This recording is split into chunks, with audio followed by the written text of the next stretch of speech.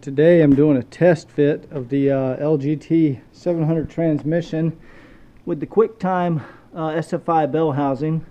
I just have a junk block here that the engine builder gave me for a test fit. You can see the block is cracked, but that's a 350 block, so I can do a test fit. And then for the transmission mount, you can see it's sitting right there. There's the torque arm mount behind it and the transmission mount there. It's a G-force steel transmission mount, and man, that thing is beefy as hell. But it looks like it's going to fit very nice. So I'm going to do the test fit. Got to go pick up some hardware from Home Depot. Turns out the mount for the back of the transmission doesn't use SAE bolts. The LGT uses metric M10 by 1.5 bolts. So I'm going to go pick up some of those so I can mount that and get it situated. But yeah, I'll post next video in a second. Here's the G-force Crossmember for the 700R4. Extremely heavy duty. That's all solid steel. It's kind of heavy compared to a stock one, but the modification that has to be made, it comes like, maybe that's upside down. You know, it comes like this, and those are the existing holes.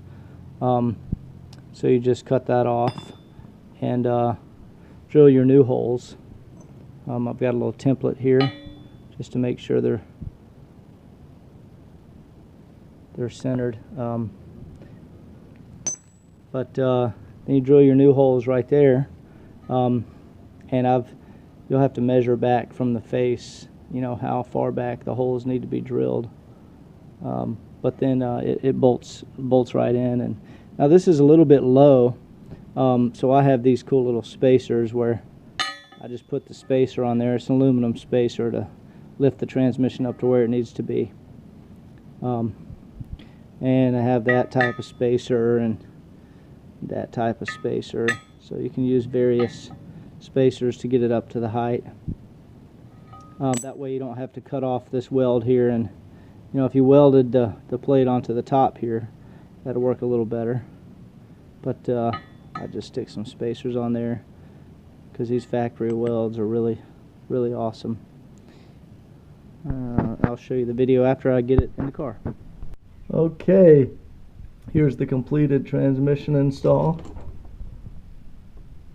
There's the G-force Crossmember, and there's my modifications to the plate with the spacer in it.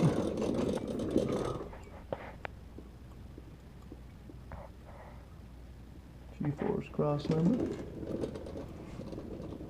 and there's the hole cut in the floor.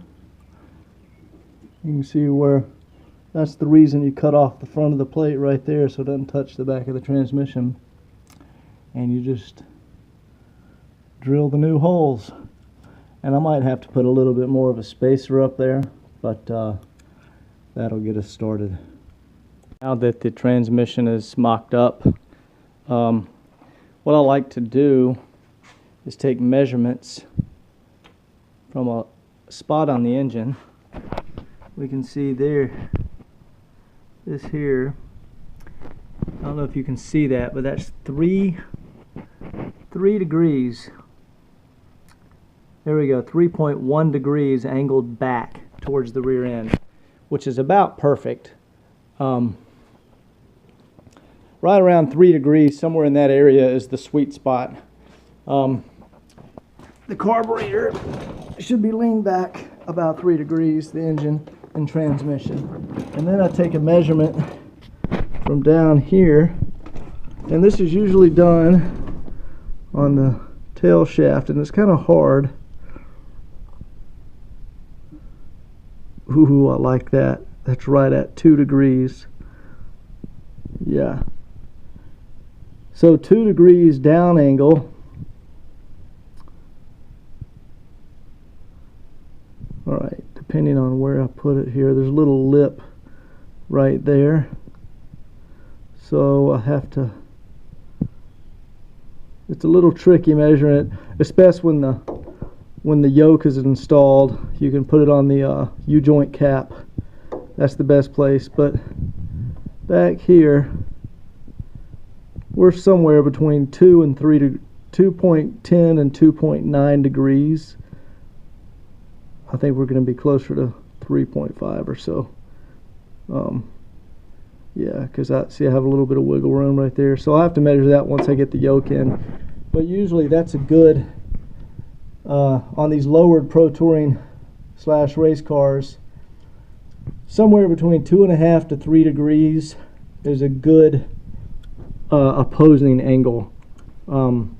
It's hard to get that when the car's been lowered. But